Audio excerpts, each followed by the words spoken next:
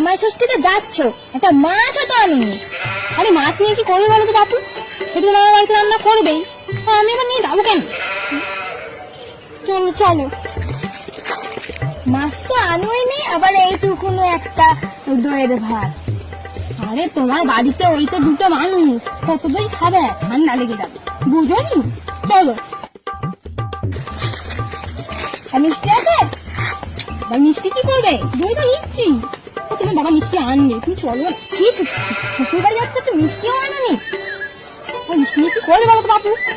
আর দই তো নিচ্ছি, আমি তো দেখো তোমার মাপকে জন্য শাড়ি নিয়েছি, আরো কত কিছু লাগবে। শ্বশুর মশাইয়ের বাবাটাও ভালো, আমি এই দই মানে নিয়ে যাচ্ছি। চলো তো। কই কি এনেছো দেখি? একটা লুঙ্গি আর একটা সুতির চাপা শাড়ি। দেখো তো একবার শাড়ি দাও, তাহলে সুতির চাপা। শাড়ি তো দিচ্ছি বাপু, আমার মা গরমে পড়বে, সুতির চাপা তো পড়বে। ভালো শাড়ি তোমার মানে আছে বলো? চল চলো তো, দেরি হয়ে গেছে, তোমার জন্য দেরি হচ্ছে। ভাড়াতে হেঁটেই যাবো নাকি? একটা অটো ভাড়া ধরো। অটো ভাড়াটা দিলে তো বাবাকে নিয়ে যাবে নাকি? চল চুপচাপ হেঁটে হেঁটে। এই তো ছাতা নিয়েছি তোর জন্য, নাকি নিতুম নাকি? ছাতাটাও কিনতুম না। মাঝে কেন আমার স্ত্রীর সঙ্গে আমার বিয়ে দিল, জীবনটা করে বরবাদ হয়ে গেল।